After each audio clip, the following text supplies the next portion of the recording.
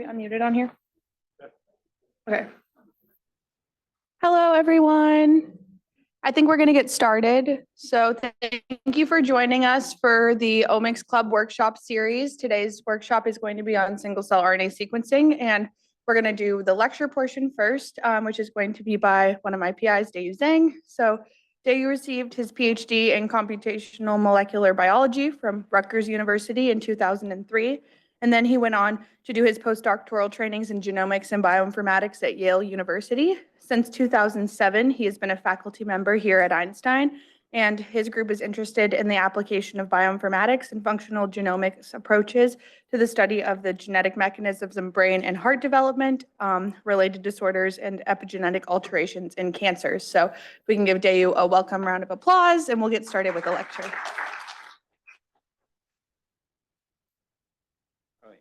Thank you. Thank you, Kevin. So it's great to be here.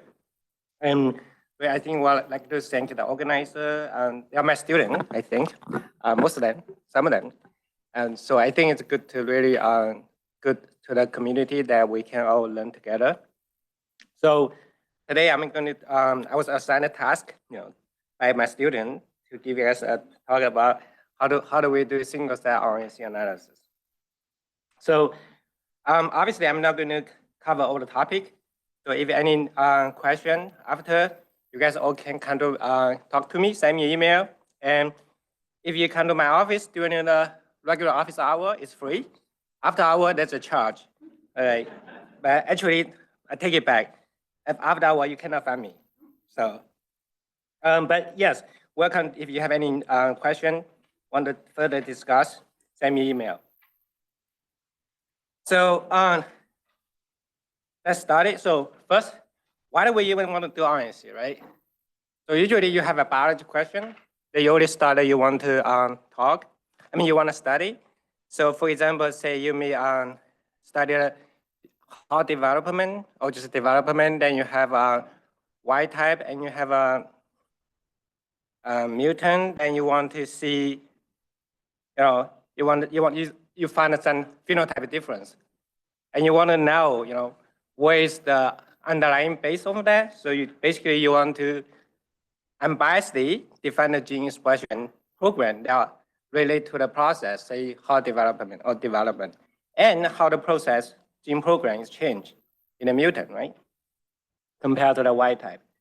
So and then how do you do that? Right, you cut a piece of the tissue of your interest, then you want to prepare library from that and to analyze it. So make an analogy. So this is like a piece of puzzle, right? So some of them may have seen that. So then the Lego is, they make a different piece of a cell type. They're all together. I need to. Okay, better now? Okay, so right, so then, they have some structure here. But so typically, like I know you guys have a lesson over the RNA. So you can take a whole tissue and grind it up and do the bulk RNA, right? So all the Lego pieces get mixed together. Or you can do the single cell RNA with the idea that after you do the analysis, we can sort it out all the puzzle pieces, all the Lego pieces. Obviously, there are other more fancy technology, like you can do the spatial transcriptomic analysis. Or the same idea, you can do the qRT-PCR if you know the gene of your interest, right?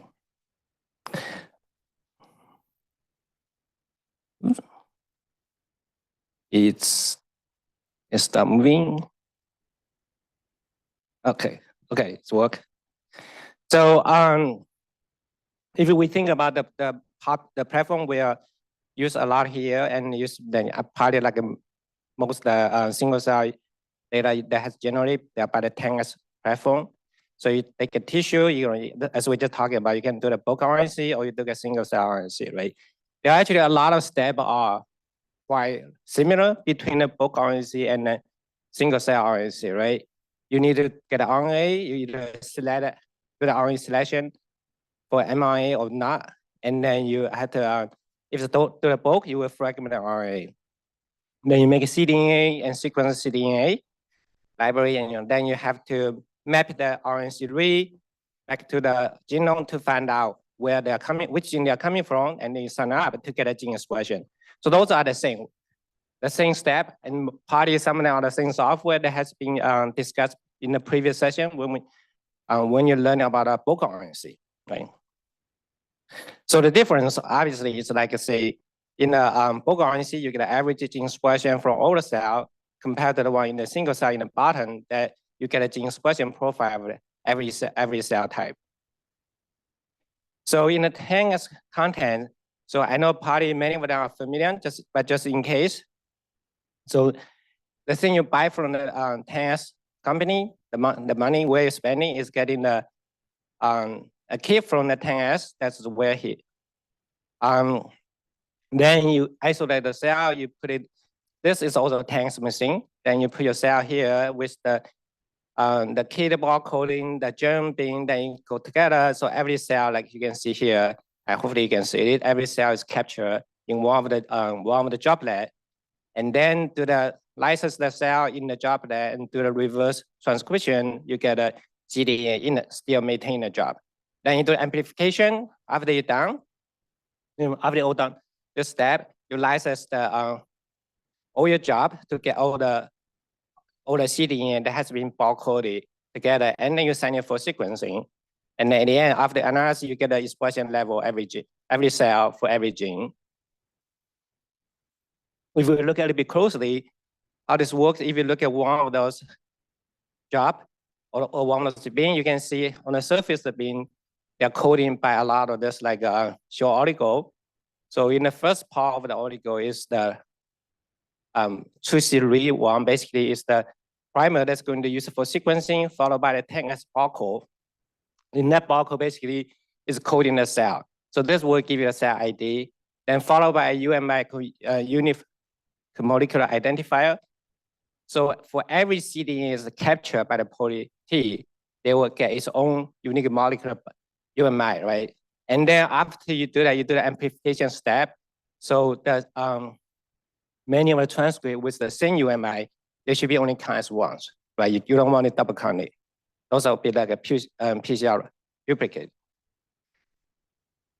So if this picture basically is like tell you what a read distribute, how that read like look as a cartoon here. So you have your cDNA will be here. That's from the gene that every gene here, like actually every transcript. Then you do this for sequencing in one, any of those like Illumina machine. So the first part here is again the barcode and the UMI. So that will give you the that's unique for every transcript that's captured, and those are give you the count. The more transcript of a gene is, the more UMI it will be there in your data. So usually the step is like I took this from the company, but if you think about this, it's done as like a two-step. So the library the cell isolation is done either in student or postdoc, and I guess occasionally the PI. They will make the library and send it either to our core or the company, which will actually run the test machine and capture, and then you further send the library for sequencing to get this result. But all this is like done not in the lab, usually not in the lab. So when like a lot of time like people talk about raw data, what a raw data meaning is just a sequence read. So in this example, it just like a 2 read here, right? So you would usually after you sequence it from the company, the data you're getting back is called FASTQ file. It's a test file and just give you all the sequence and the quantity. So you usually get 3 files. One of them is for the read one, because the pair and the read. So the other one is called read 2. That's for the second read of the pair.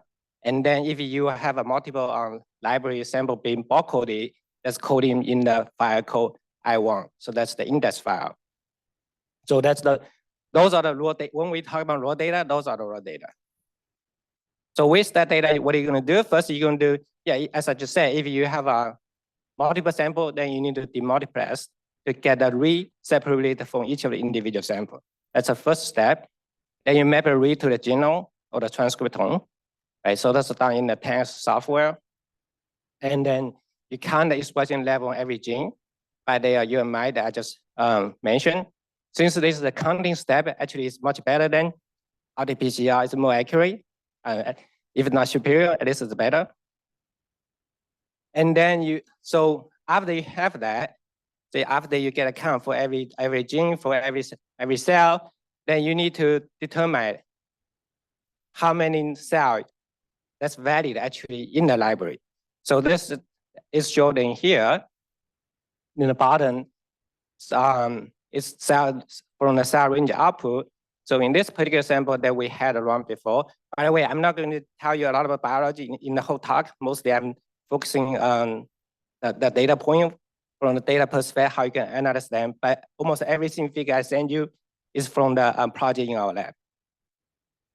So in this case, in this particular sample, you can see the software, after they analyze the distribution, the 10 software cell range, another distribution, they say, okay, here will be the cutoff. And at this cutoff, you get 80,429 cells, and on average, 73,000 reads per cell, and for every cell that detect about 4,000 genes. So this, in this case, it's like a high quantity sample. Usually you don't get that many gene and UMI. So why I'm showing this is actually it's very important when you look at the when you get a cell range output.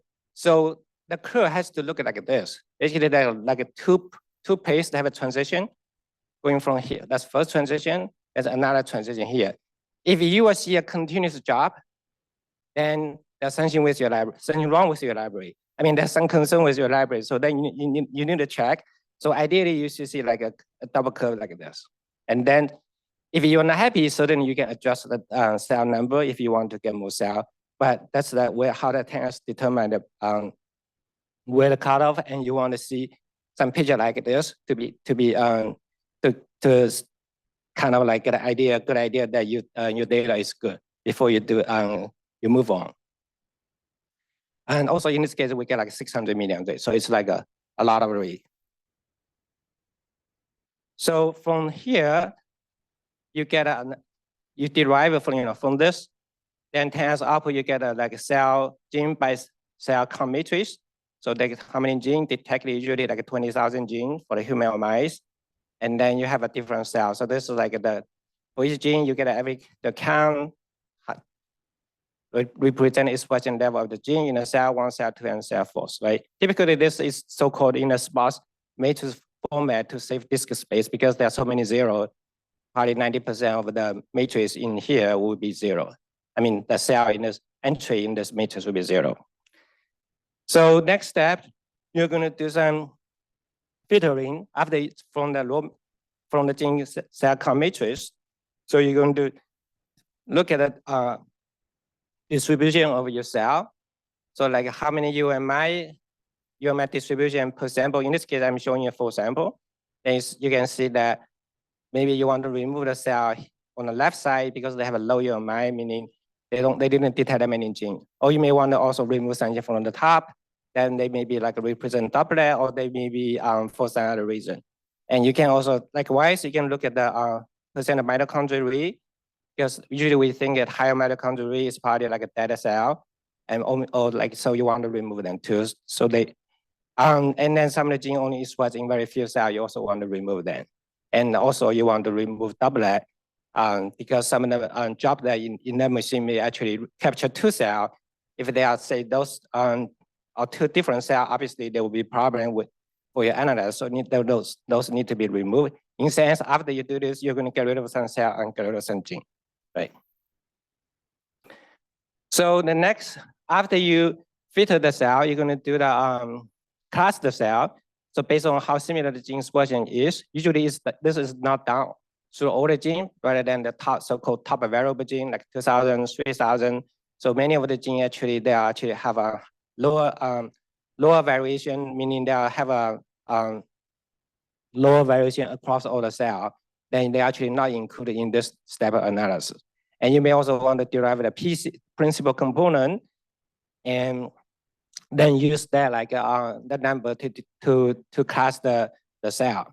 And once the cell is clustered, you want to identify a marker for each of the cluster, basically meaning those genes is significantly higher in one cluster than in all the other cluster, right? And then you do the dimension reduction to visualize your cell clustering. We present here, say, called UMAP. And like here, let's say each one is probably like one cluster cell because they have a very similar gene expression profile, and they are different from the other cluster, right? Typically, this is actually done in a iterative step because you don't know like how many classes they are, and you want to see whether the marker is good or not. So they usually do you done, and that's why I think in the second stage, where Alice will show you how to do that.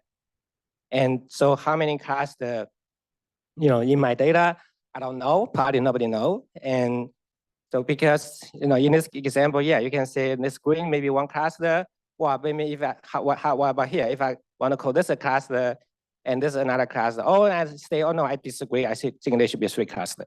So those are like, I would say there's no good answer for that.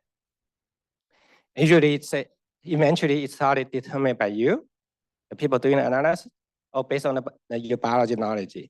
But the number that will be affected by several computational parameters, like how many principal components and what cluster method you're using. Usually we're using the called graphic clustering, and then also cluster resolution. And all those, I think you're going to see how it work in the next.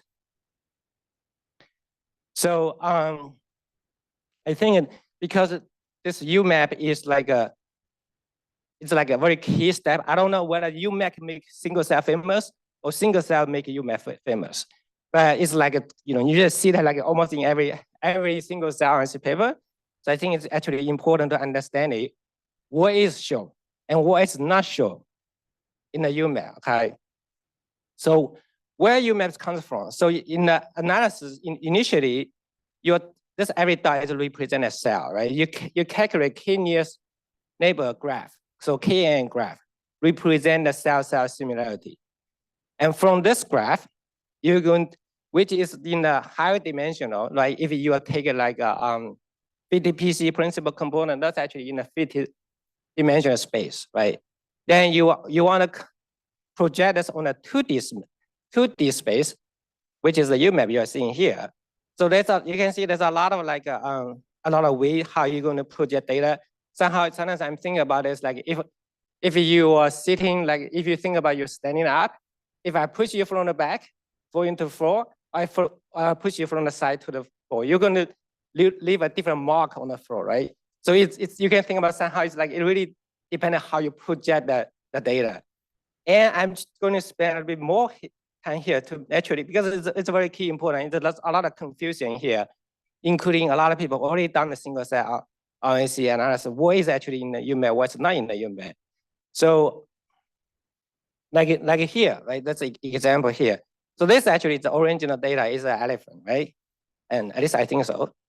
So then you have to project this to a 2D dimension, right? Then I don't think you can see elephant from the 2D anymore. But more importantly, if we go to the website, so I'm going to show you, just give me, I need to start sharing this.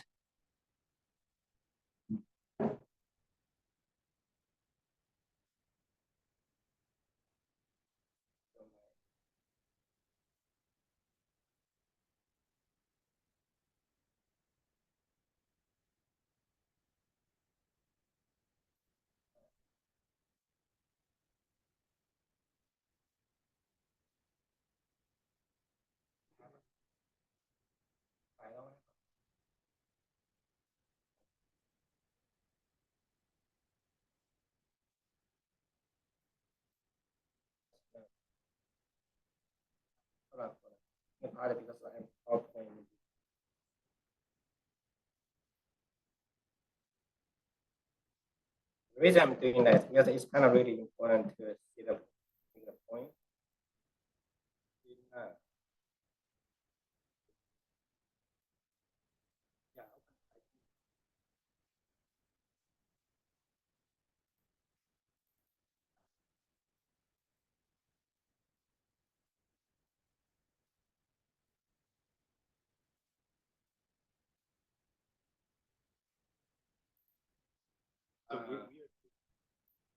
What is this?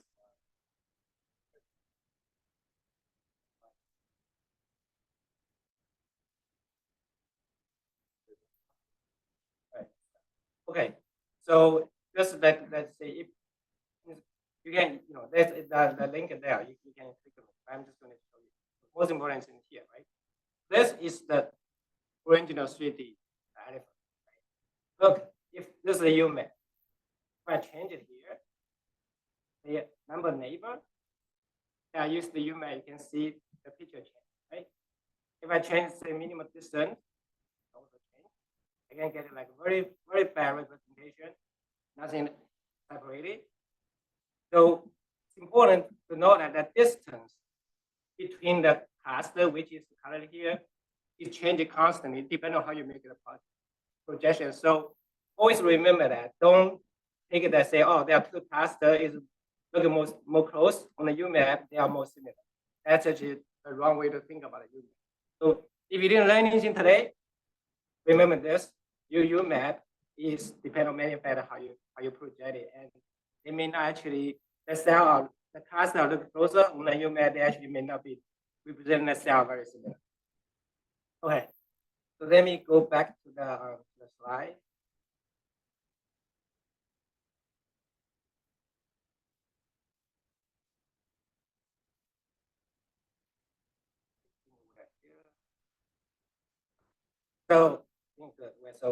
So that's the key point that I think is really important to know, and you guys can click the link on the slide, and or you can just search for the I think it's called I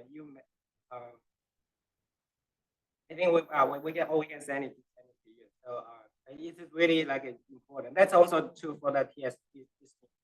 So it doesn't matter unless you have the other visualization, you have the same problem. So as I said, usually after you get a cluster, you're going to get a calculated marker. Basically, you're trying to identify the gene expressed in one cluster plus all the other clusters. And we present a image to show that how unique, how good your marker is. Obviously, you want to see the each of the cluster, each of the cell you call a cluster, they have some gene that you need to express in that cluster compared to other clusters. Sometimes actually it may not be because some of the genes actually have a similar expression level in multiple clusters. They may be just a little bit higher in this cluster than the other cluster. This cluster maybe the cell may not be as unique as the other cluster. So those are all affect how you're going to decide how many clusters you call and what cell type you get. So after you're done with the final cluster marker, you need to give a name to the cell type, which is the most difficult part, in my opinion. That because you sometimes it's easy, but you take your marker or take the gene that you already know is a marker. For example, MS4A1 it's a B cell marker. You assume that only this cluster light up, and then you say, that's a B cell. Also like an easy case. But that's one way to do this. You already know some markers that you know that you check where the expression, which cluster they are highly expressed, then you're gonna assign you give a name to that class. And then so the other way you can do that a bit automatically because the using the prior knowledge may not always help. Sometimes it's that just don't show up and not as specific as what we think they should be. Then you can take the marker gene that you're computing to do some functional pathway analysis to see, let's say if the cell you call immune cell, are they actually are the marker actually enriched for immune cell function, right? Something like that. And there are also software that may help you to do the cell annotation. Like I list two of them here, called single cell and cell types. And obviously, as you can envision, if your cell type is not in the reference, those software probably not very helpful to you. But as people are collecting doing more and more single cell, identify more and more cell type, then those software probably can become very useful for your cell type annotation.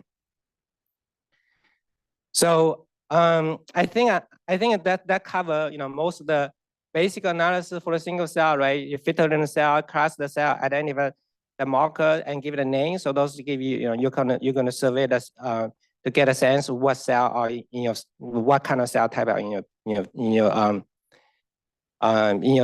sample, right?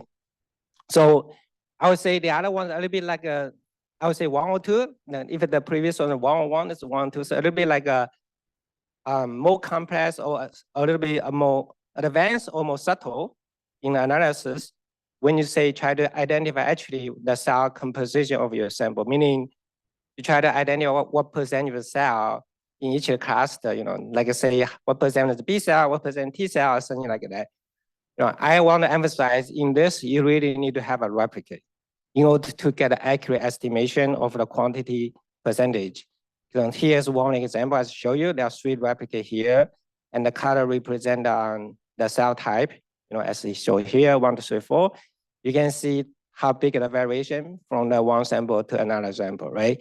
If you only have a BC2 and BC5 for this, like a cluster 1, it's almost like twice the percentage in the second. The BC5 is almost twice of the BC2. So if you only do it once, I would not recommend you to suggest you actually get very exciting about the percentage unless you reproduce it. And you can think about it, if you take the energy we're talking about, use a Lego. If I have a box of Lego, if you go there, put your hand in there, grab it, what's the chance? You will get the same percentage if you do it twice, right? It's the same idea. And the other thing people doing a lot is like whole trajectory analysis, meaning that they want to see how is the cell or the gene program change as the cell say differentiate, as a cell differentiate or development. So in this case, it's one of the analysis we done that for other for like I think the mammogram, mouse mammogram development. So we take a luminous cell because we know this cell is supposed to be related. It's not like we just take a random cell to do the trajectory analysis. We think those cells have some lineage relationship, right? And then you want to see, based on the similarity, you say, all right, how do the cell project on the 2D space? How do they relate it? Based on similarity, the software like a Pega, for example, that can identify, say, how similar the cluster should be and how they should be linked together. And the other important point in this case, and often you probably hear like a pseudo time, meaning those are not real time, because if you look at here, the adult sample, like you can see they can split into like a small pseudo time, longer pseudo time, and some of the adult cell actually is also in the early stage. And that's the base of the idea of a pseudo time, because if you only sample data at one point, some of the cell will be in the early stage, some of them will be more mature, and you can compute a pseudo time of it. But you can see, I would say you probably want to have some real time to actually confirm that pseudo time you are inferring from computational actually is like accurate. In this case, because we actually have data from multiple time points, so we can see that it's actually line up, right? And there are other things like people say, you probably have seen some of this, like in people's results, say they project an arrow on the string line on the UMAP to say, oh, how is the cell from one cluster related to the other cluster, and how similar they are. So those are called ion velocity. Basically, you try to infer that how is the cell you think are in the same lineage, they may be related to each other. How do which one is differentiated? Does cluster 3 become cluster 10, start from 0, things like that. And you can even do the more fancy software like Dynamo. Actually, you can actually see how the cell moving from the top to the bottom as they're differentiated, right? And yeah, some of the software that we have been testing, and then I think this result actually is from one of the data we analyzed by the postdoc in our lab. So having said that, I really want you to give you another warning, something like that. So yeah, this is cool, right? It looks very cool. They connect how the cell, they are connected, right? You really should understand how the data is generated, what they actually mean. Remember, I already just told you a few minutes ago, the UMAP position, cell in the UMAP position as somehow arbitrary, right? Now you project this arrow on the arbitrary UMAP, how meaningful that is. So keep that in mind. That could be, you could be a misleading result. So that's what I mean. You have to really understand. Probably get a better other evidence to support what you just claiming. Okay. So again, and I think the last thing probably doing is like as we'll go back to the point I'm making in the beginning. You do RNA-seq for a reason, but you want to identify the gene expression program, and you want to see how they change if you have a like a wild type and mutant. So for this, you need to integrate the data from different samples. At least in our point of view, you need, because otherwise you don't know what cell is linked to another cell. I'm not trying to push you to, to do the advertisement here, but basically we have a software that we call RACE and use that algorithm. So like in this example, we use a simulated data because we know exactly what's the cell relationship here. Because we know, say, B and B prime, they're very similar, but they have a little bit difference.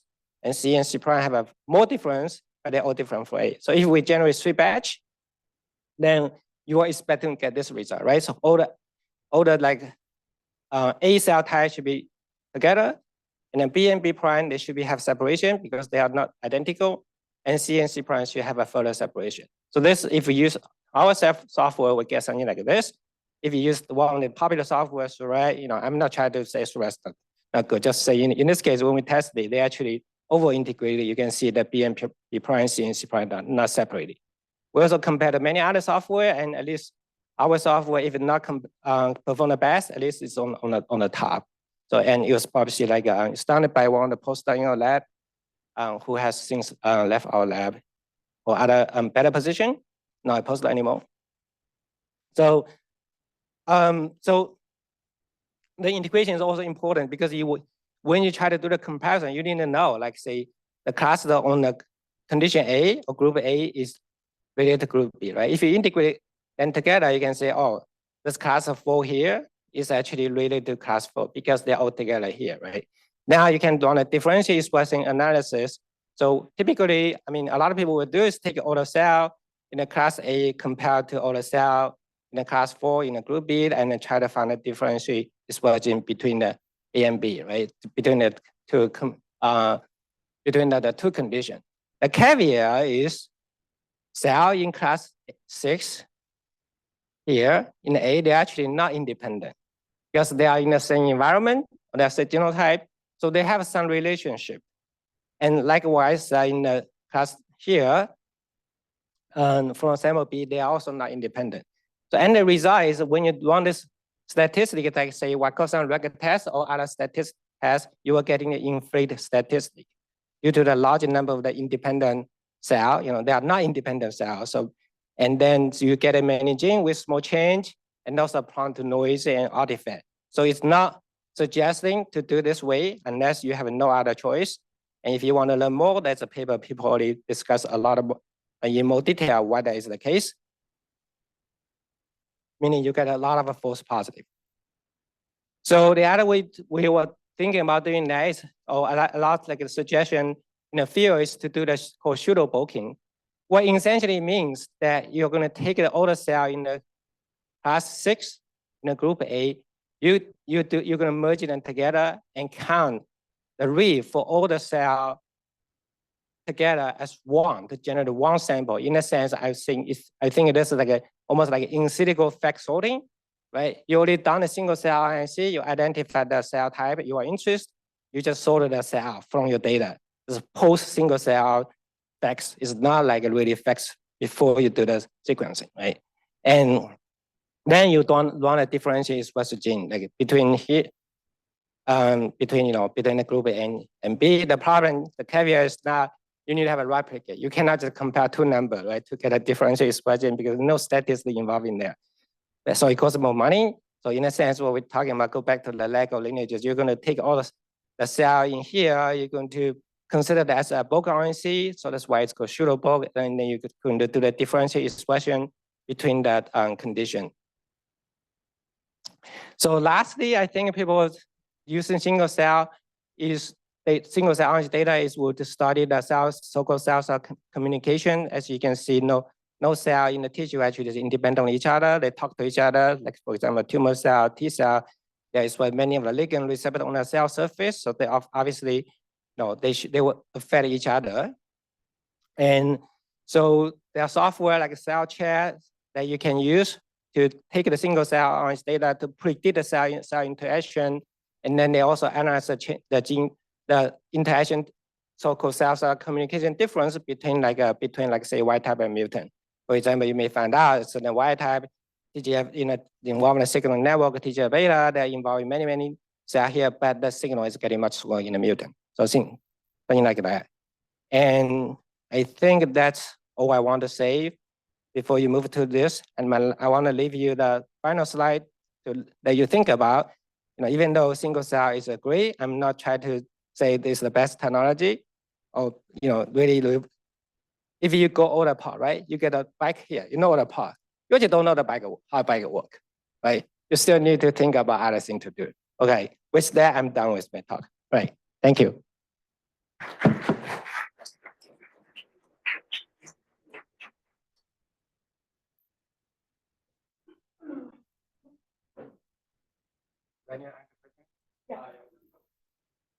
Great. Thank you so much, Deyou, for that. With that, I guess we can take questions from the room first, and then I'll move to the Zoom questions. So anyone have any questions for Deyou?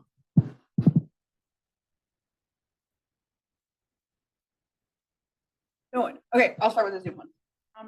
So someone said, how can we differentiate in background in cells in the barcode rank plot from the cell ranger output? Is there any threshold value for the steep cliff that you were talking about? Yes, if you look at the documentation, they will tell you because they try to estimate the bottom as the background empty job there. So that's we don't do it by ourselves. Those are do it by the software. But if you think that you want to move the curve, you can reset it when you run a cell range to full state number of cell. And the second question was, do you have to do data integration always when working with different samples or only when the samples are from different batches? I think so. That's a very, very good question. I think I know people like sometimes the batch effect is a little bit confusing because usually we think like if you do the experiment today, you think that's a batch, right? But if you have 2 mice, you do the same day, are those a batch or not, right? I would say I think if you are enjoying, I think you should because otherwise the cell type is hard to match from the one sample to another sample. And if you're worried they may be over-integrated, say, well, they actually some difference between the batch by integration, then remove it. It's a very good concern. And there are actually other software now that will adjust, that will evaluate that. Like say, I think there's some of the software maybe just published recently that you can use that to check if that's the case. By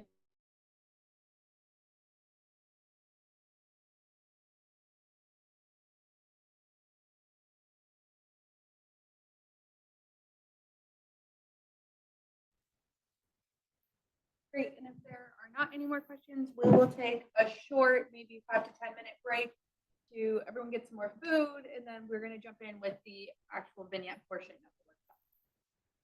Give Dave one more round of applause.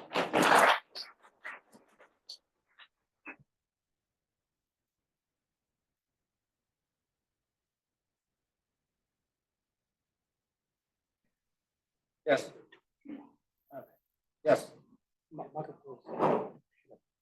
I don't know. I think they may. Yeah, Microphone is still on? Is the microphone still on? I think it's probably it is. Should be. Yeah, Testing. Testing. Yeah, That's on.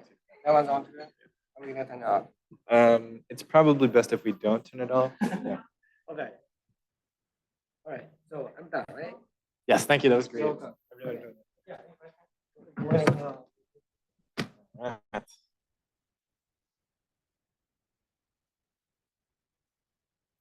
Testing, testing. Testing, testing, testing.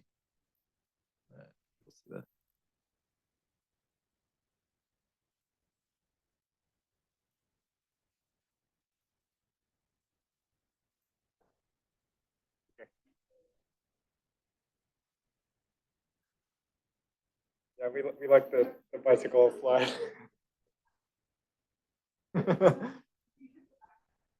Everything, there's a lot of hidden secrets in those.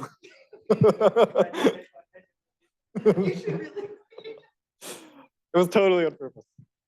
Let me know. Testing. You guys hear me back there? No, you can hear me. No. I'm just 5 minutes. Yeah, no.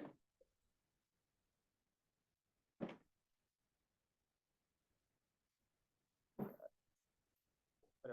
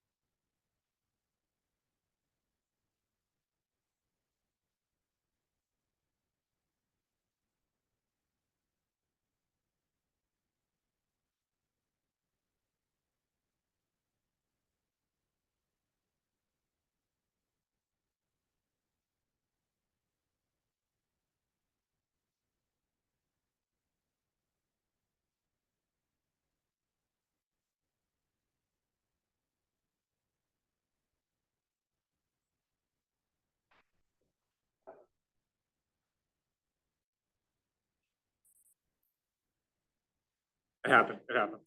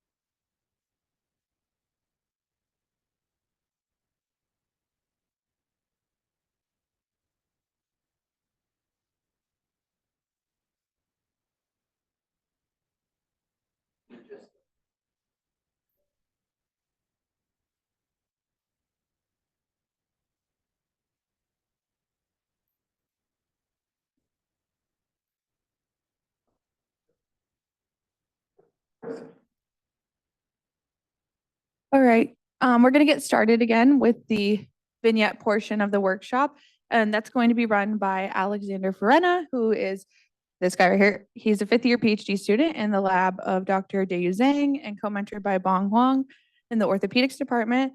Prior to Einstein, Alex studied biology at NYU and biotechnology at Columbia University. He founded and leads the Einstein Montefiore Omics Club, which is sponsoring all of these events. And he also has an adorable little cat that meows super loud at 5 a.m. every day. So if he seems a little tired, please give him a break. Let's give a round of applause to Alex and we'll get started. All right, thank you. Can you guys hear me back there? Okay, so today we're going to follow along with this vignette. It is on the vignette website, so if you have not downloaded it, please navigate to that website and do so if you'd like to follow along.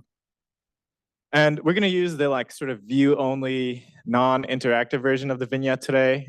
There is actually an interactive version available that you can run on the HPC or on your local computer. But just to make it easy, and because sort of we've run into some HPC issues, we are gonna just use the HTML for today.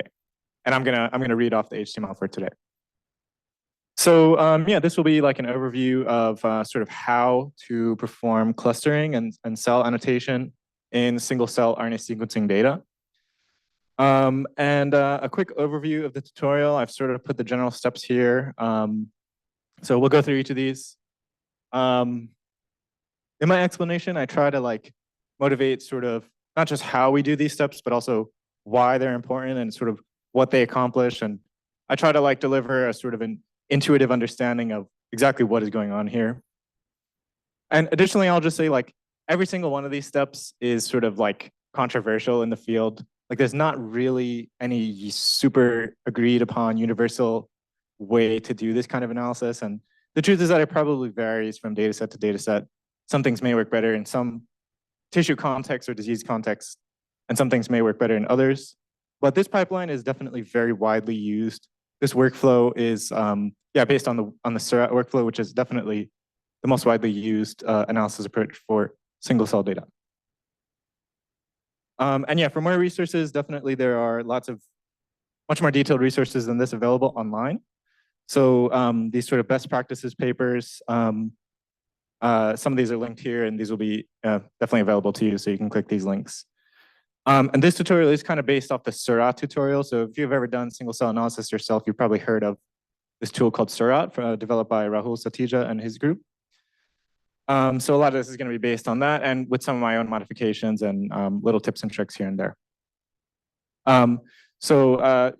Just some getting things out of the way. This tutorial is based in R. And so there are analysis pipelines that are available in other languages like Python. But in either case, there's a degree of sort of randomness involved. The computer has to make decisions that can sometimes be arbitrary. And to sort of increase the reproducibility and reduce that variability from run to run, if you run this on your computer today versus tomorrow, you can get a different result.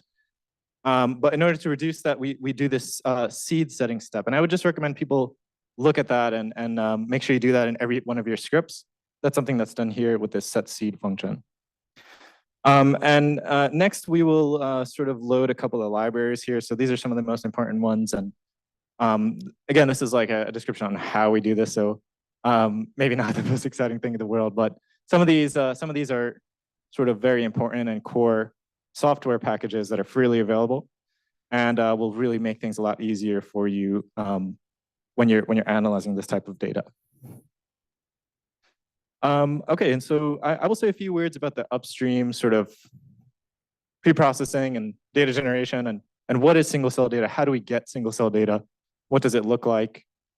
Deyou very nicely described some of the data generation steps. And so I sort of will go quickly through this, but essentially, here's an example of how the microfluidics droplet-based sequencing works. So something like 10x will essentially work like this. So you input a single cell suspension, and essentially that single cell suspension gets put into a droplet. And once each cell is in a droplet, it will undergo these different reactions. So that will include things like cell lysis, reverse transcription, and barcoding. And these various steps of barcoding are very important. Each cell will get a barcode. And essentially every single transcript is also labeled with its own barcode as well. So what that allows you to do is to deconvolute not only each individual cell, but each individual mRNA transcript. So really you get, single cell is basically the art of very sophisticated labeling.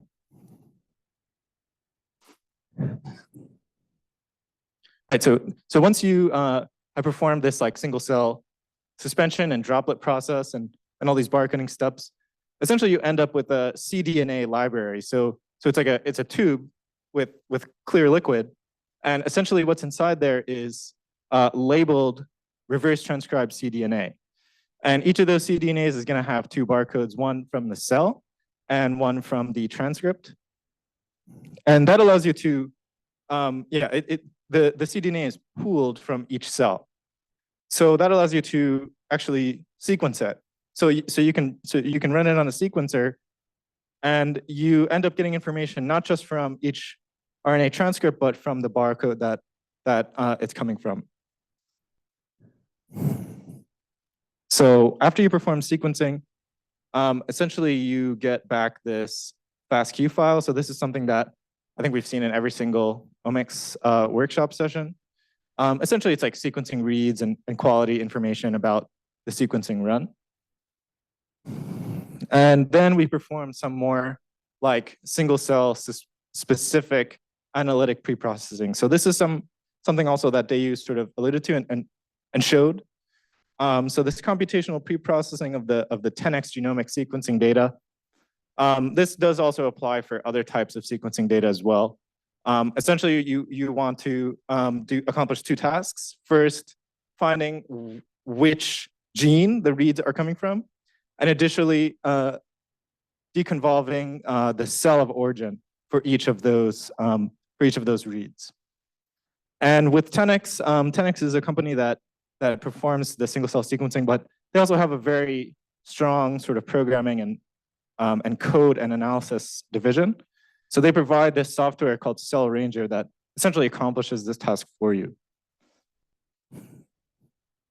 So here I include this non-runnable block of code that you can run on your own. And this is something that should be run on, for example, a large resource computer. So something like an HPC would be able to run this.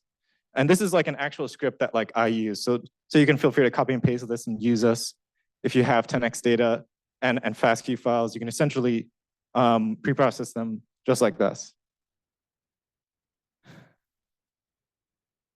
All right, and yeah, the relevant output of that will essentially be these like filtered barcode matrices. So as you talked about, not every droplet in this step will actually be loaded with a cell. There's actually a lot more droplets than there are like cell-filled droplets. So empty versus like filled with cells. And so in order to get around that, essentially, there's this thresholding step that Cell Ranger performs for you. And so that's why you take this like filtered feature barcode matrix. And can you guys see on the screen, is that like clear back there? Like maybe someone gives a thumbs up? Okay. All right. And essentially we get to, once you get through that, once you get that file, this like filtered feature barcode matrix, you can start with the actual sort of downstream analysis that we're going to really dive into today. So starting with this like filtered feature barcode matrix. So this is like this H5 file. We essentially will dive into what exactly is this and how to analyze this. So here's some code to actually read in that file. This is a code from like Surat, and essentially what this file is a matrix. So this is a matrix of genes as the rows and cells as the columns.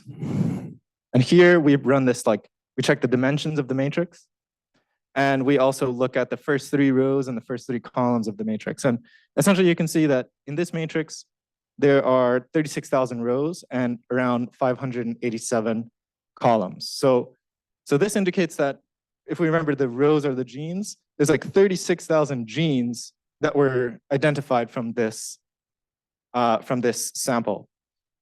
And so that is because this single cell RNA sequencing and RNA-seq in general can detect protein coding genes, but also non-protein coding genes. So for example, long non-coding RNAs and other kinds of RNA species can be picked up as well. And if we actually look at what the matrix looks like, it looks at something a bit like this. So the rows are these gene names. So for example, ORF, OR4, F5. So all these genes are essentially on the rows, and each of the columns has this column name, which is this like long string of ATGC like DNA reads. So that is actually the barcode label itself. This is literally the barcode that was in the droplet. So the barcode is a nucleic acid barcode, which is actually sequenced. And that's essentially the name of this cell that we've given it. All right. So, and a little bit more about this example data set that we're gonna dive into today. This is like a very small, like around 500 cell targeted sequencing of human healthy blood from a healthy donor. So essentially it's like a peripheral blood on a nuclear cell. So like white blood cells, T cells, immune cells. Okay, so as we noted, there's like 36,000 genes detected. But one thing that we often find with single cell data is that many of the genes actually are very lowly expressed or may actually not even be detected at all. So first we check that to see like how many genes did we actually detect in this experiment. So here we check, essentially we sum up for all of the cells, what is the expression level? And actually we test, is it equal to 0? If the gene has not even one count from any cell, the row sum will be 0. And we can see here, if we test that, there's actually something like 20,000 of these genes, which is not even detected at all. So clearly we don't want to include those. That's just going to slow things down and waste memory. So we usually, many people will also often use a sort of a threshold value of how many reads or how many UMIs, that is, how many like transcripts we actually detected in the entire data set, and filter the genes accordingly. So here we provide like a filtration of like at least 3 transcripts must be detected. And first we test like how many genes that's true for, and we can see there's like 15,000 genes where that is true. We detected at least 3 transcripts across the entire data set. So we retain just that. 3 transcripts is like fairly low, I would guess, I would say. So yeah, we retain just those like genes that are actually expressed. And if we check the dimensions of the matrix after doing that, we can see we've gone down from like 36,000 to like 15,000 rows. So that indicates we've filtered this matrix according to like, yeah, to keep only genes that like have some expression. All right. And after doing that, we actually now, instead of just working with this matrix, we actually proceed to work with a different format, which is the Seurat object format. And essentially, this is basically just like the same gene expression matrix, but it also stores some metadata about each cell. So we'll dive into exactly what that means now. So this function will essentially take the matrix and turn it into a Seurat object. It's one liner. And if we just print out the Seurat object, we will see that it returns this special class. Instead of like actually showing the matrix expression, it shows this like special output, and it reports how many features there are and how many samples there are. So a bit of terminology about what that means. So oftentimes in like machine learning, we use the term features. And essentially what that is like, refers to variables. And samples refers to the samples or observations we have. So yeah, variables, features, in our case, is the genes. And in single cell, for sort of historical reasons, that's always the rows.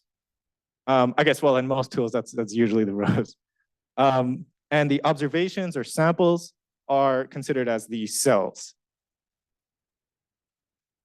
And something important to remember that Deyou touched on is that, each of these cells, if we sample, 500 cells from blood from one person, those are not really independent samples.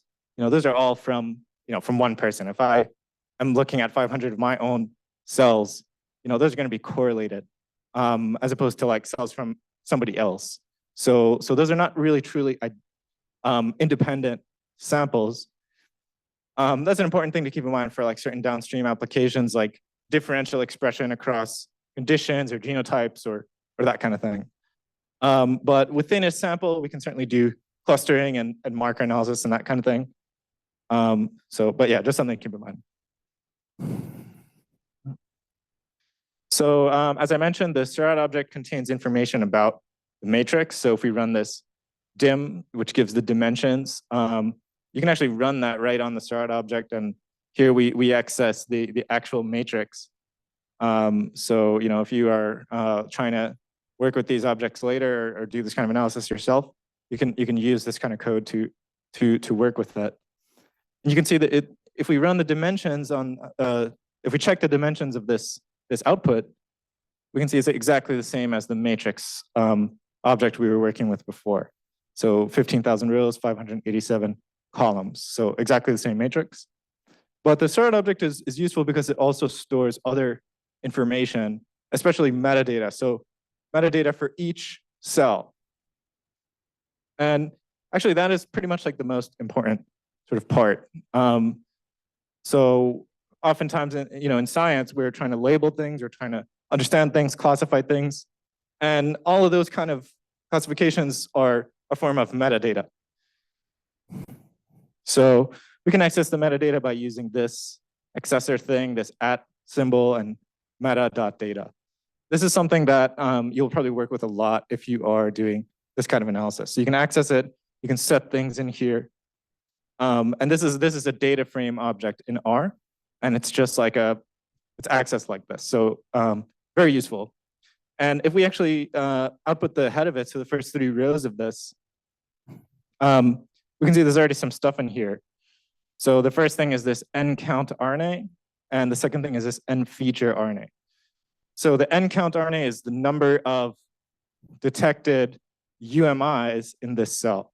And if you remember what from Deyou was presenting, the UMIs is essentially a count of the number of transcripts detected in this cell.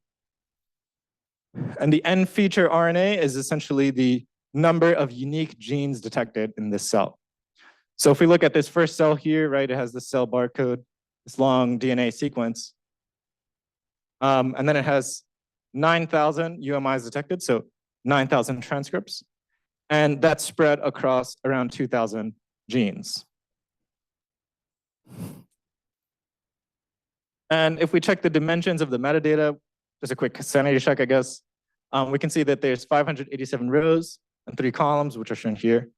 And that sort of matches the dimensions of the matrix. So 15,000 rows and 587 columns. So the metadata is like exactly the same number of rows as the columns of the matrix. So if you remember, that's like, it's a cell level information about every cell in the data set. All right, so kind of like not the most interesting stuff so far, but we will get into the more fun stuff now. So essentially, sort of biological and technical things. So oftentimes with single cell, if you think about what the cell is going through, you take a cell from its biological context in a tissue or floating around in the blood, but especially for solid tissue. And then you perform this processing, you make a single cell suspension, you're putting it on ice, and you're putting it through this microfluidics device.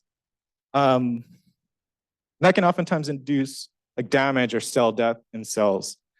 And that can cause cell lysis and loss of RNAs. And those kind of damaged cells can still end up in the droplets, but they end up sort of not having too much information. And they can even bias downstream analysis. They can cause confusion, essentially, in your interpretation of the data. So for that reason, it's very often very typical to remove these kind of low quality cells on the basis of them probably being sort of damaged. So how do we call like a low quality versus high quality cell? So as Deyou said, one step is usually this mitochondrial based filtering.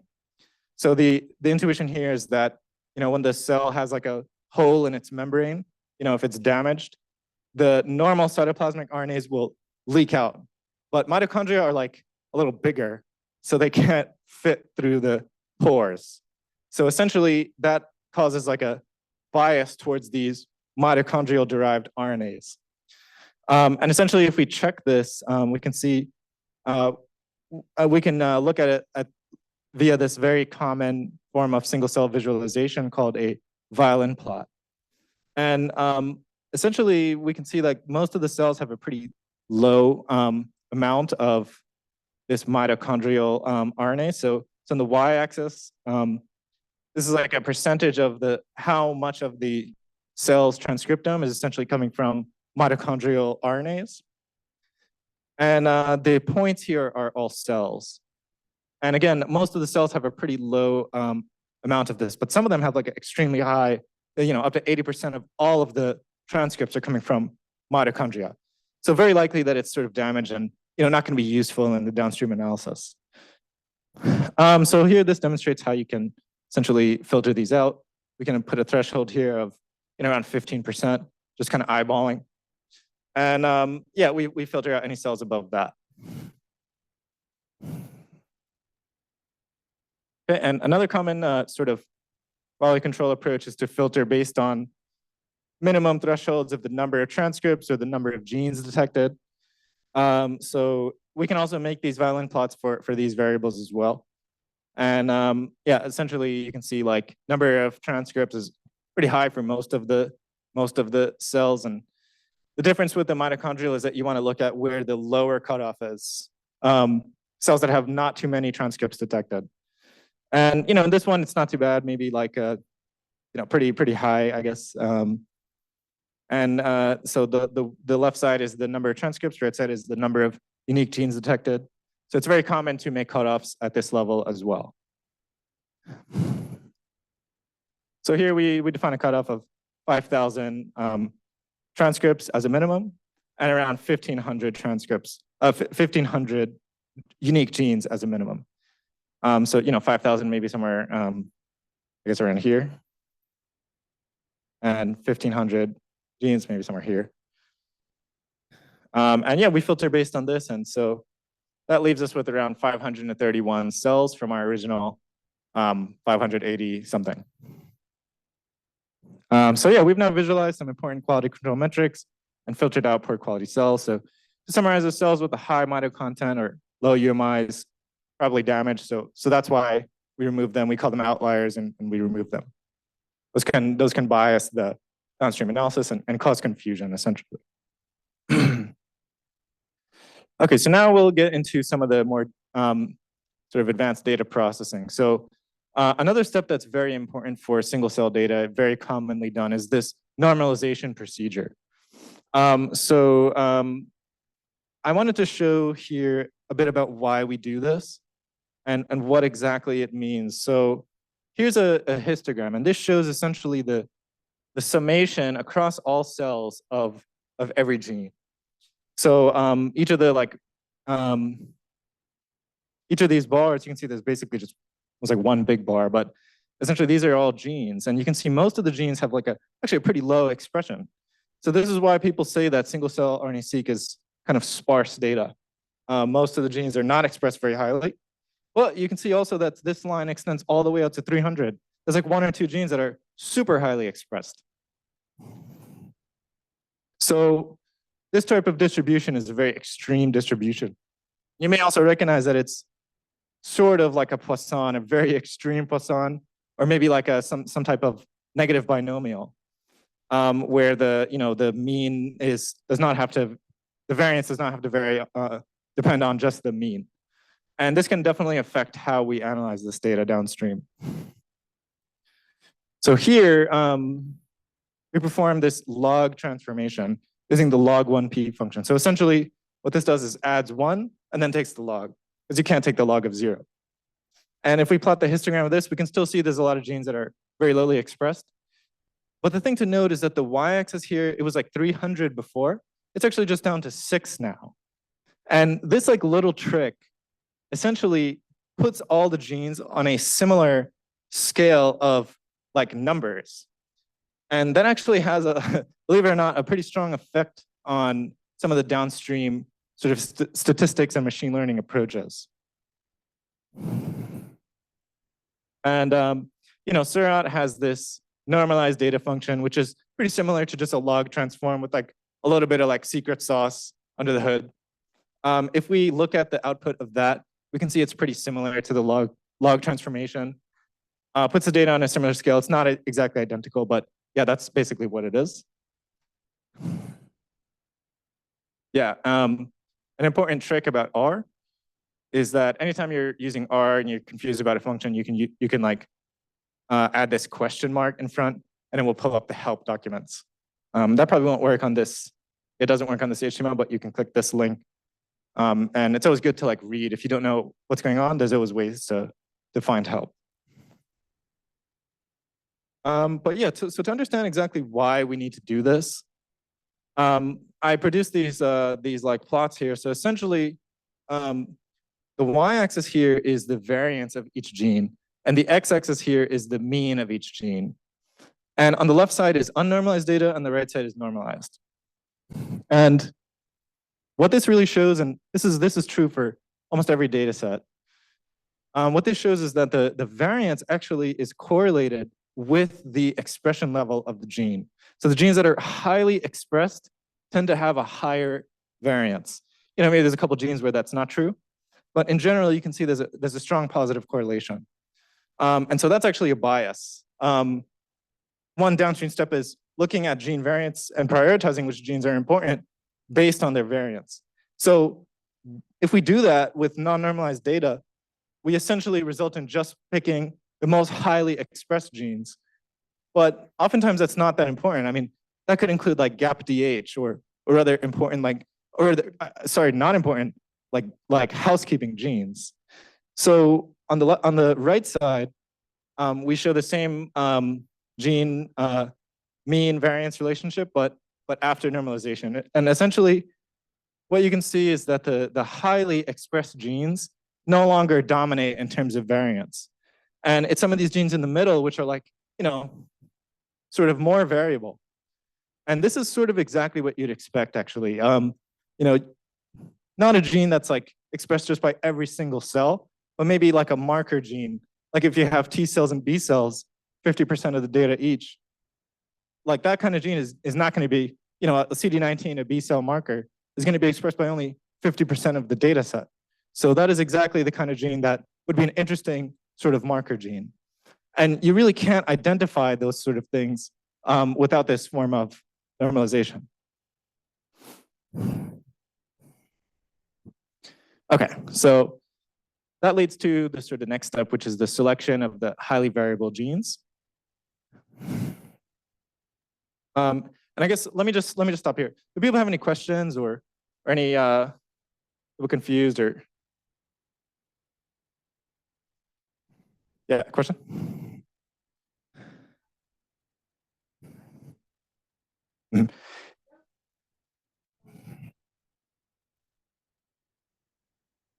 Yeah, that's a great question. So yeah, doublets are something that can happen.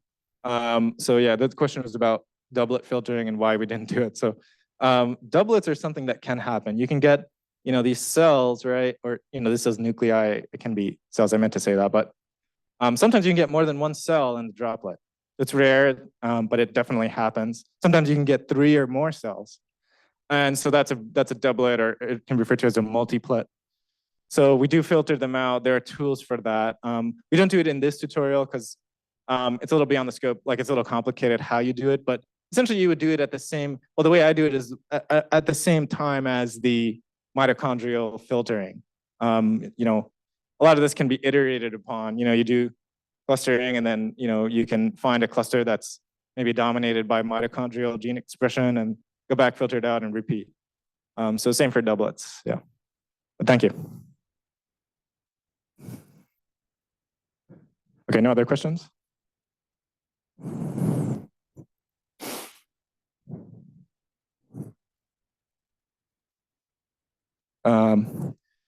All right, so yeah, back to the next step. So yesterday, we've normalized our gene expression matrix.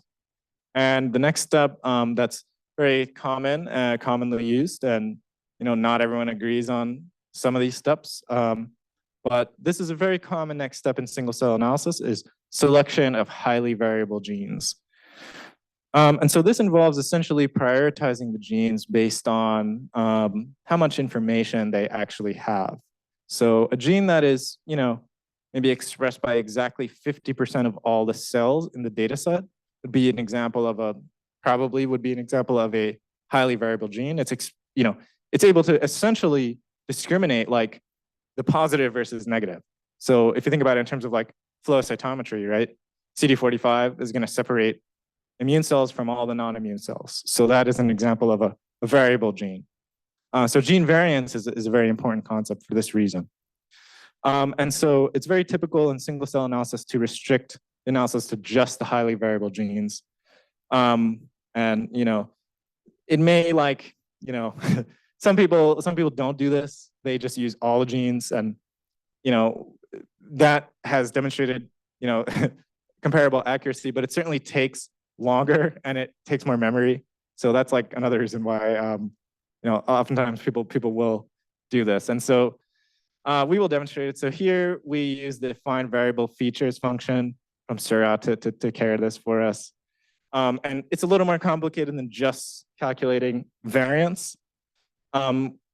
If you remember back to the statistics workshop session, there's this concept of negative binomial versus Poisson distributions. And there's also this concept of over dispersion.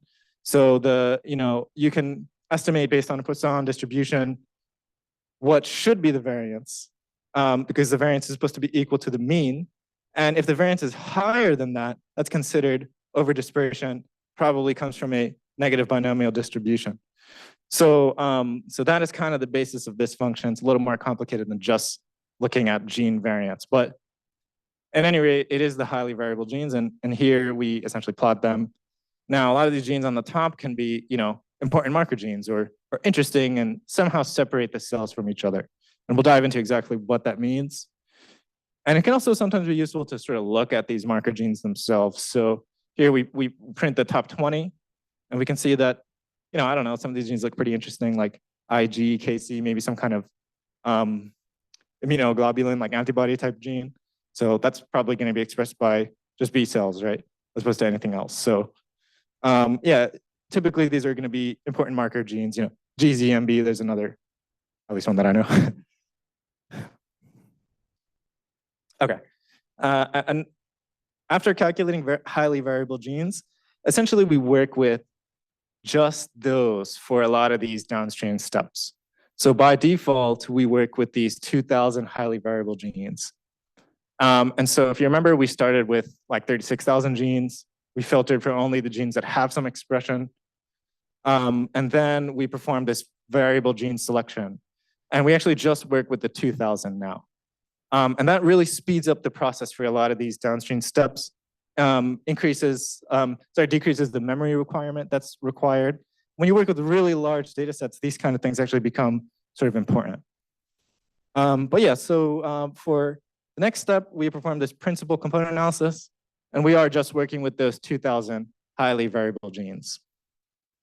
So yeah, principal component analysis, something that is pretty complicated. But I will try to summarize it in like as simple terms as possible. So many genes are actually pretty tightly correlated with each other, or you can consider them as co-expressed. And so we know that many genes can be regulated in similar ways, right? A transcription factor upregulates not just one gene, but like, sometimes hundreds or thousands of genes at the same time. So that would be an example of a co-expressed gene, or we could say that it's correlated. And additionally, especially with single cell data, a single gene can sometimes be pretty noisy. You can get, dropout. Maybe you just don't detect the gene. But looking at groups of genes together, groups of correlated genes, typically is less noisy, because maybe you lose a transcript from one gene, but are you going to lose a transcript from like 50 genes? It's less likely. So PCA essentially allows us to accomplish two things at once. It allows us to study these tightly correlated groups of genes, and also to take advantage of the noise reduction that arises from working with like groups of co-expressed genes. PCA requires a bit of pre-processing. So, some genes can be expressed on very different scales, even after normalization. And we really just care about like the difference between cells for some of these steps, including PCA. So pre-processing for PCA involves like scaling. So you take a z-score. So essentially you look at a relative score relative to the mean of all cells. It's easy in Sura, you just run scale data. And essentially that is the input to the PCA. Now PCA is a complicated function. It's based on SVD. It's kind of sort of beyond the scope of this talk, but it's essentially a one-liner in Sura. So you run PCA, and let me say like PCA is something that results in like these principal components. And so each of these is like a discrete variable that describes some list of correlated genes. And you can pick the number of PCs that you like want to analyze. I think the default is 30. We explicitly ask for 30 here. And I'll dive into what each of the PCs is and what sort of information it contains. So PCs are pretty complex variables, and they sort of have two key components. And the first is called the PC embeddings, and the second is called PC feature loadings. And the most important part of the PCs for the purpose of like single cell clustering is referred to as the PC embeddings. So I guess this block of code didn't work, but I tried to print out the first 5 embeddings, but you can think of it as like coordinates. So we plot this plot below of the first 2 PCs, the embeddings from the first 2 PCs. So you can see PC1, PC2, and each of these points is a cell. This is what is most commonly referred to as like a PCA plot or PCA biplot. You plot the first 2 PCs and you look at the samples or cells and you see like how they vary. So each of these PCs here is the embeddings of the cell, and that kind of is like a abstract but data-driven combination of gene expression values.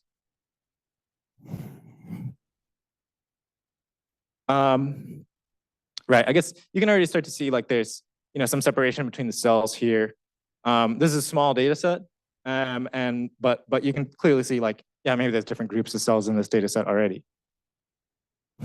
The other important part of each PC is referred to as the PC feature loadings.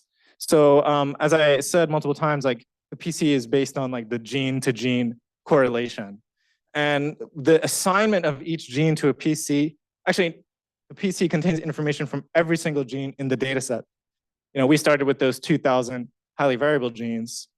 So each of those 2,000 genes gets like a PC score.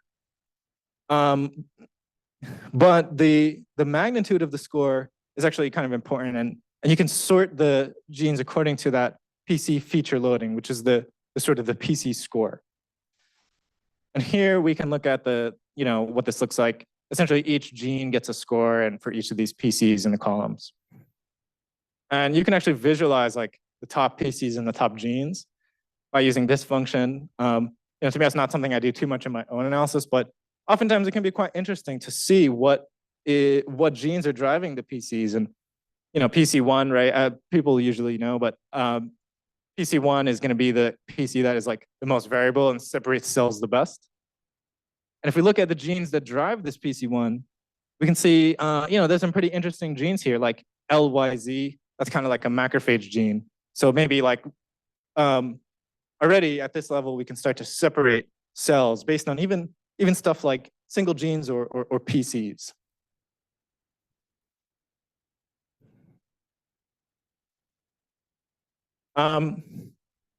So this concept of PCA, like, let's go back and remember, like, we started with 15,000 genes, and we selected 2,000 highly variable genes, and then we computed PCA for like 30 PCs. This is why a PCA is sometimes referred to as dimension reduction. So we are reducing the dimension from the full gene expression matrix to the top 2,000 highly variable genes. And then actually for downstream analysis, instead of working with individual genes, we work with these like cell level embeddings. So each cell now has a score, a PC score, that essentially summarizes these tightly correlated genes. And so that essentially brings us down from 2,000 to just 30 if we use 30. And so important thing to remember about this is that, you know, each of the PCs is like a very information dense, whereas each gene can be quite sparse, and maybe one gene on its own doesn't separate a cell type, but certainly many hundreds or thousands, you know, probably can separate cell types pretty well. Another important thing that, you know, people do and people have to fight about is they look at this you know, elbow plot. So essentially each PC is plotted here on the x-axis, and a measure of the variation explained by the PC is plotted on the y-axis. And a fun game we like to play in single cell is to spot the elbow. And so the elbow is the point at which the variance kind of levels off.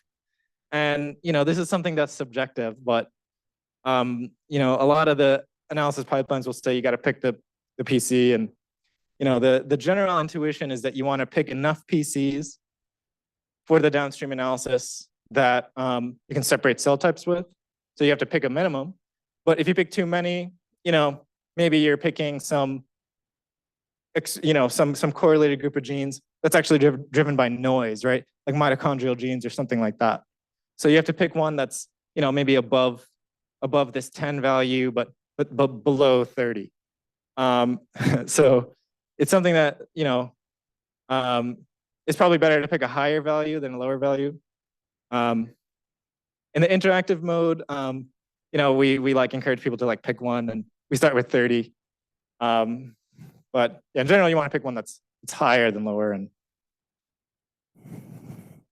yeah, the selection of PCs is kind of important. It can like affect the downstream analysis, but, you know, maybe not as much as some of the popular tools will say, but you definitely need to pick like more than just one or two, because then you're not going to be able to separate cell types well.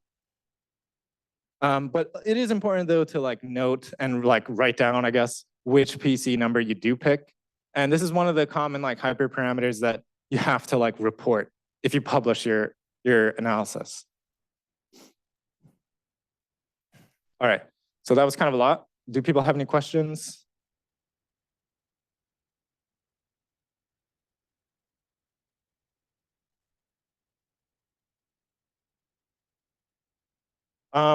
I usually pick somewhere between 20 and 30. So you can see in this example, like, you know, the elbow is the point at which the piece variance levels off. I'm pretty sure I said that. So here, maybe, you know, something like 10 would be an appropriate choice. You know, but this is also, remember, the data set of just 500 cells, whereas a typical 10x data set will be like, you know, thousands, 10,000 cells. So there's going to be more variance in 10,000 cells than 500.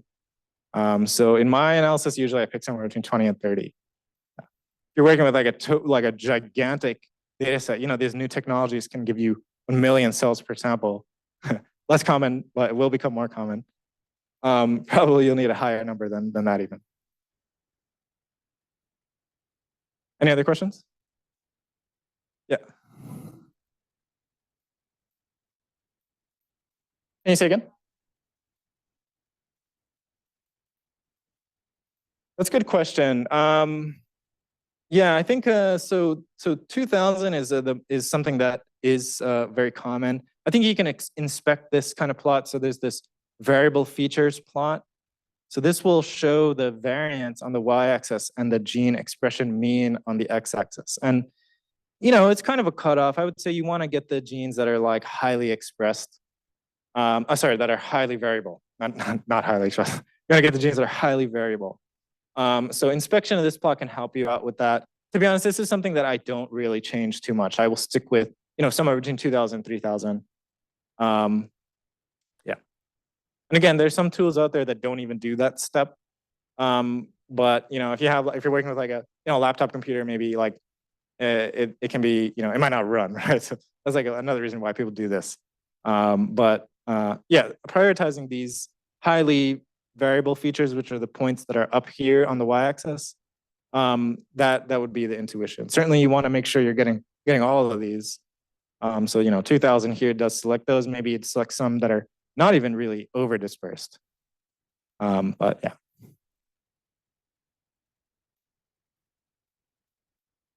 So both of these questions were about sort of making these decisions and cutoffs and thresholds. And a lot of times these decisions can be somewhat arbitrary, to be totally honest. And a lot of times, these default parameters are selected by the tool authors. And they're selected because they have worked in most data sets in most tissues. But yeah, those are both great questions. And the answer is it's hard to say. All right.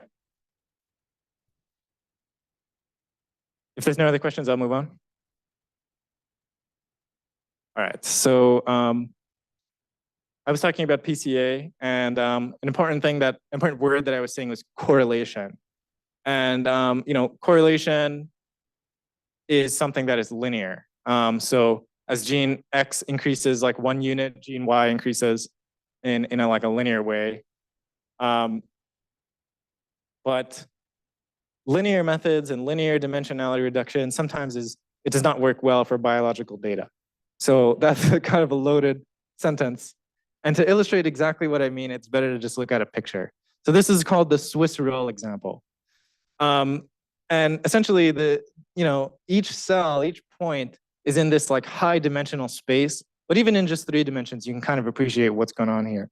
So linear methods like linear based clustering, like hierarchical clustering, or even k-means clustering, and linear distance measures like Euclidean distance, right? They will select the points in space that are the closest together in their linear distance, like X and Y coordinates. But a lot of times in single cell, there's these like non-linear relationships between cells. You can have this Swiss roll type phenotype, where essentially the cells are in this high dimensional topology are like curving in on each other, twisting. Why is that? That's just because biology is basically just like this. One good example is the cell cycle. Every tissue at some point undergoes cell cycling, and that is literally cyclical. You go through your cell cycle phases, and these kind of things can be difficult to disentangle. And for many years, people were not sure how to deal with this type of data. But then, with the math people developed like some of these really complicated nonlinear methods. Applying the kind of nonlinearity constraints allows you to separate these cell types really well. So on the left side is like a clustering procedure that used Euclidean distance. And what you can see is that, it's most clear in this red cluster. So here, almost at the sort of the internal yummy part of the Swiss roll, clustering sort of connected almost the start of the roll with the very end of the roll. So certainly inappropriate classification. On the right side, we use this connectivity constraint. An example of that would be like a KNN graph, as Deyou talked about. Using this kind of constraint, you can see the clustering is much cleaner, and we don't get this like spurious classification. So this is all to say that one of the most important tools for single cell analysis is this K nearest neighbor graph.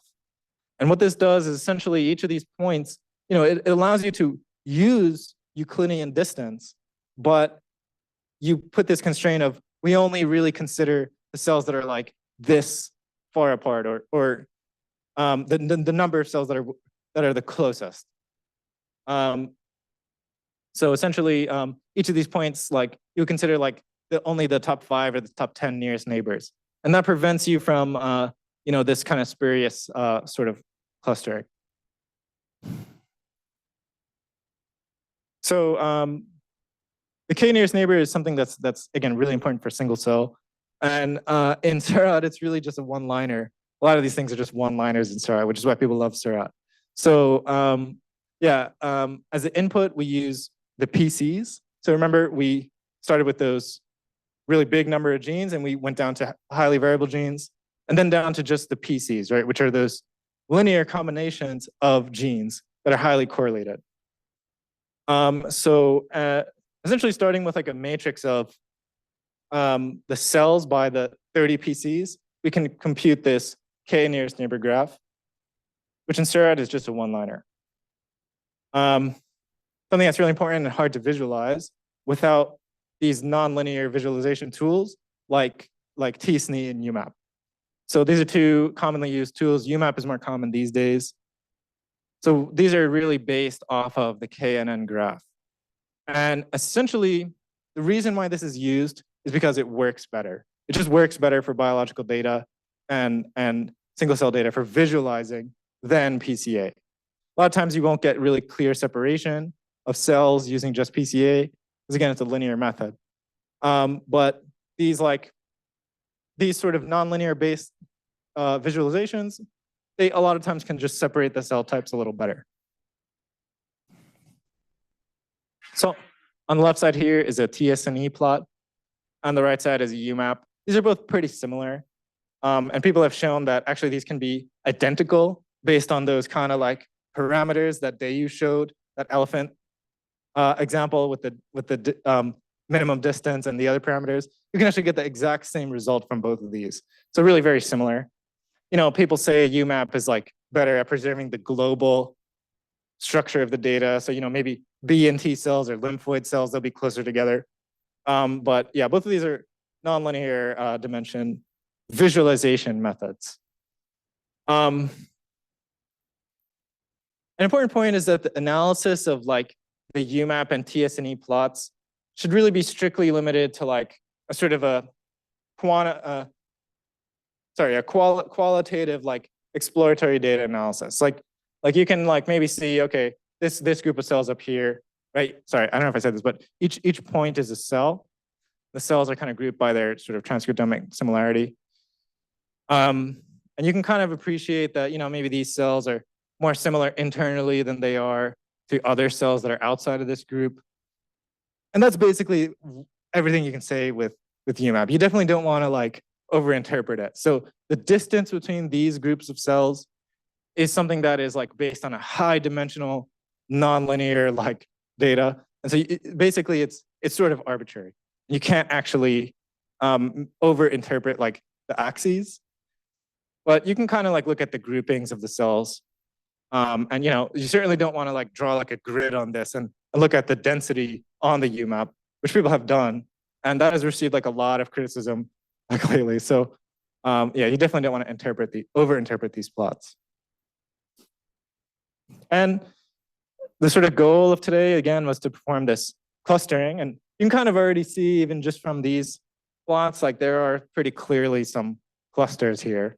Again, this is a very simple example. In larger scale data, it can be a little more challenging to actually call the clusters. So that's why we rely on statistical methods. So yeah, we perform clustering. We use this Louvain clustering procedure. This is something that is also based on the KNN graph. It's based on density and modularity, which is like a measure of how connected groups of cells inside are versus outside are in a clustering scheme. And again, that is also a one-liner in Seurat. An important parameter for the clustering is this like resolution parameter. And the details are kind of beyond the scope of this, but essentially, if you increase your resolution, you will get more clusters. If you decrease the resolution, you get less clusters. And this is, again, a hard thing to choose. So it's something that depends on the biology. It depends on, do you want to try to identify cell types or cell subtypes, right? T cells versus B cells versus like CD4 T cells versus CD8 T cells. So not something that, can be known ahead of time.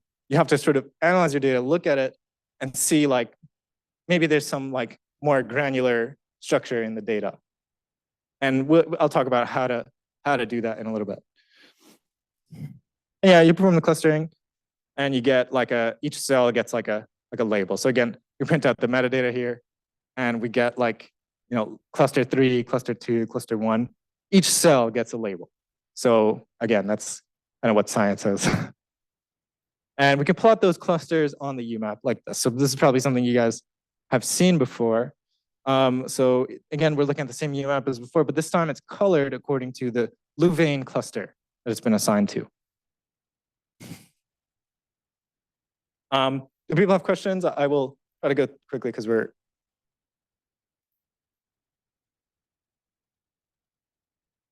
Okay. I included here some code for like, maybe helping to choose the hyperparameters. So this is, something that goes beyond the scope of the scRNAseq tutorial, but something that, it will probably be helpful if you're doing this analysis yourself.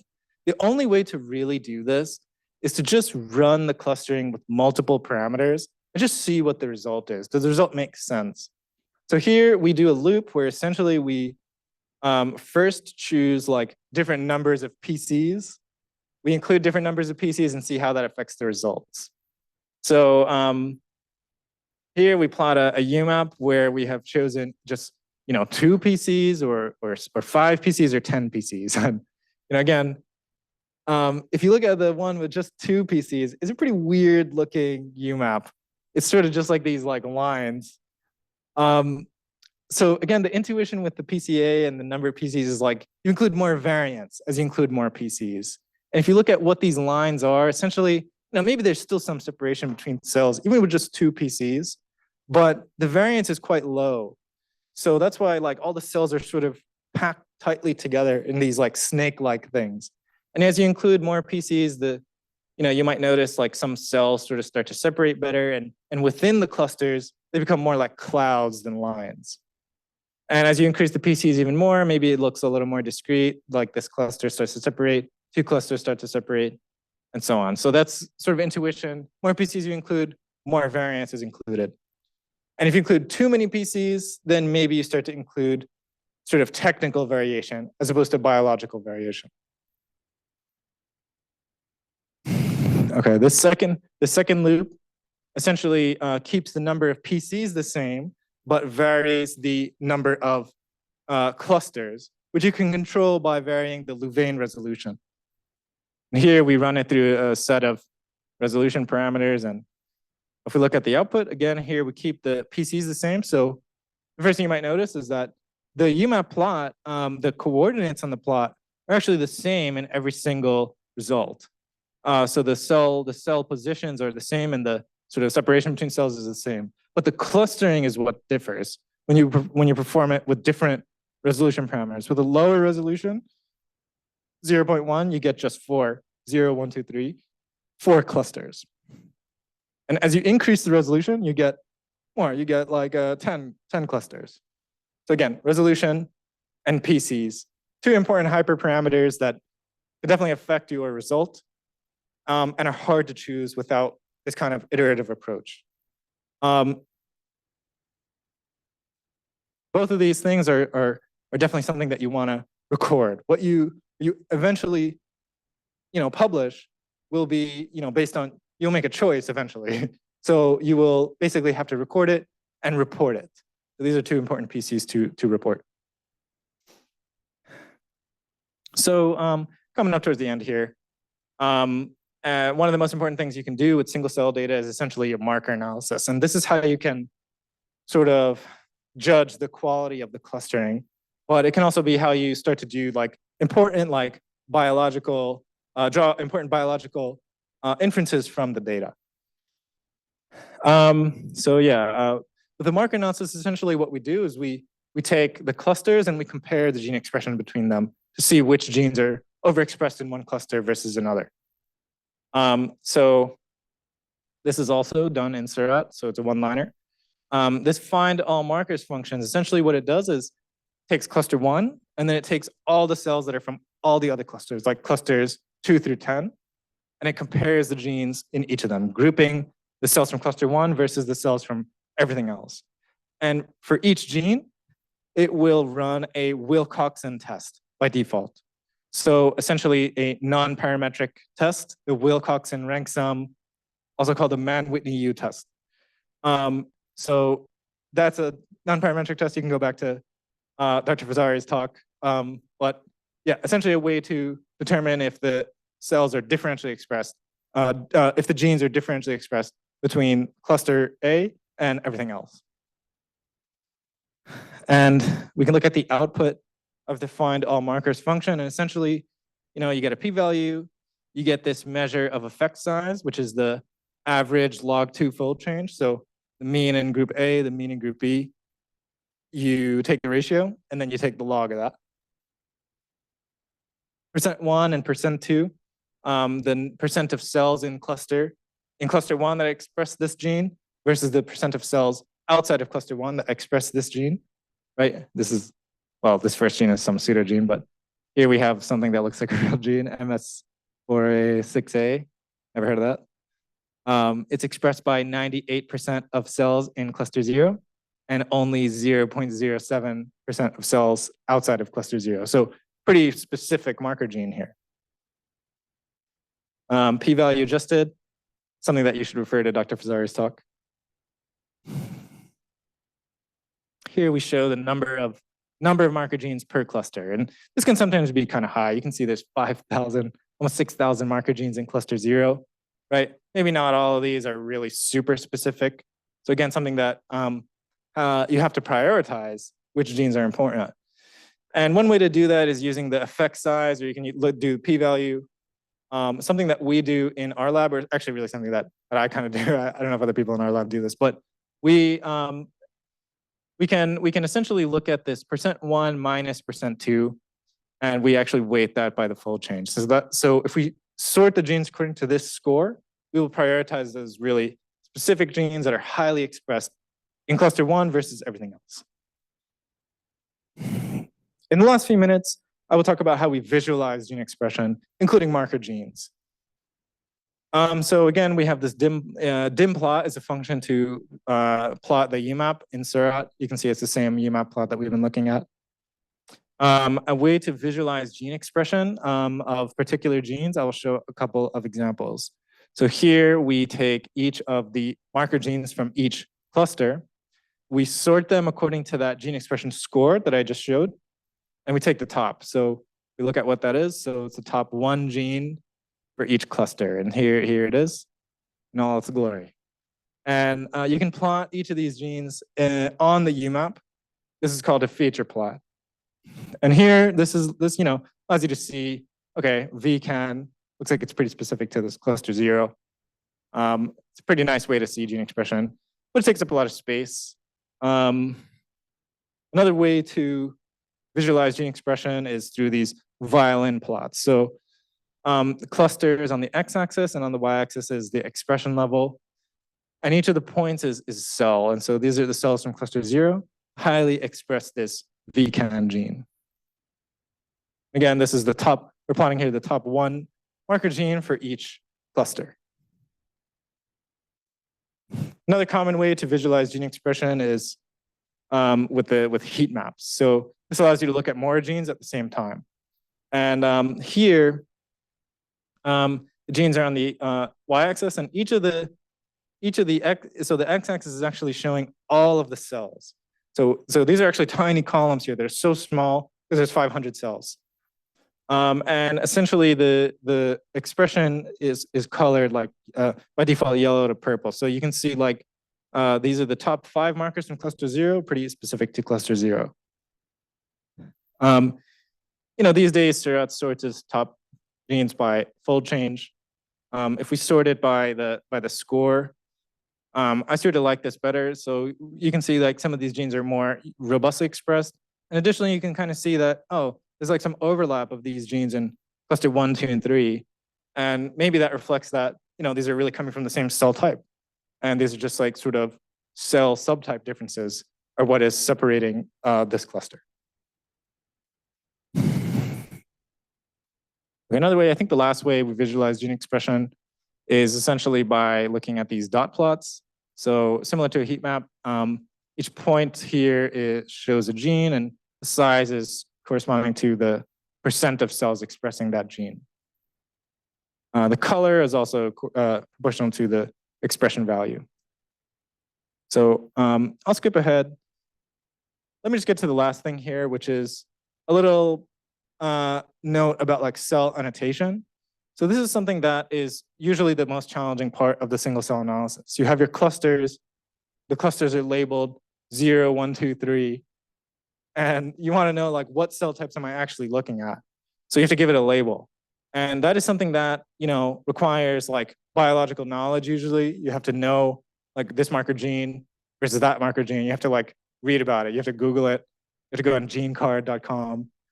But you can also use like database-driven approaches to like sort of automatically identify which cell type your clusters are coming from. This is an example of looking at specific marker genes. And PTPRC, that's CD45, can be expressed by all of them, but CD3E, that's an example of a T cell marker gene. It's going to be pretty specific to just some of these clusters as opposed to others. In this way, you can kind of start to identify cell types, but you have to know biology for that. Another way you can do it is you can search databases. So this is a bit more of an automated approach. There are some tools out there that can do this for you. One of them is called SingleR. Azimuth is another one. There's more and more tools like this. I actually provide here some code to basically just a new way to do this, essentially. So using the marker genes, this will basically search through a pathway, a database of like gene pathways. And the database will essentially have information of like, oh, these genes probably come from a T cell or some subtype of T cell. And so essentially what this code does is it searches through that database using the marker genes that we just calculated, and it will spit out like what is the gene cell annotation that it is most enriched with. So this is some complex code, but you can essentially copy and paste this and run this on your own data. And it will result in something like this. So the output is a little complex. On the y-axis is each of the gene annotations. So this is from a database where essentially there's like the cell type, and on the x-axis is the cluster. And the points essentially indicate that, okay, cluster 1 had some enrichment of this neutrophil data set or this monocyte cell. So cluster 0, probably some type of myeloid cell, either a macrophage or a neutrophil. Allows you to narrow down a little bit. Clusters 1, 2, and 3 seem to have a lot of these T cell, naive T cell sort of annotations. So probably these are some different flavors of T cells and so on. We are at 2 p.m. That basically gets us to the end of the talk here. Do we have any questions? There's a little quiz here at the end. You guys can think about it. The results are on the bottom. But do we have any questions? Yeah.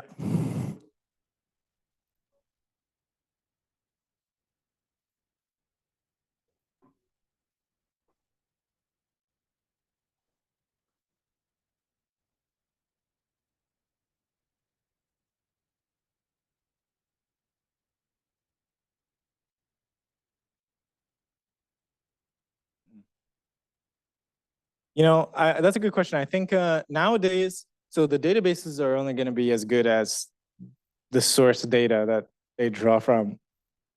But nowadays, there's more and more of these like very large consortium projects. Like just recently, they published like like a Jun Sal's lab in Rockefeller. They sequenced every single tissue from a mouse using single cell combinatorial indexing, and it's like these kind of projects are definitely going to improve the quality of the databases. They previously published, what may be interesting to you is they previously published a paper about they sequenced all the way from like the very earliest stages of embryonic development to like birth, like separated by day. It's like an insane paper with single cell combinatorial indexing where they have like million cells from the entire embryo. So these kind of things are definitely going to increase the quality of the databases. But yeah, I personally am not a developmental biologist, so I can't answer that question right now. Yeah.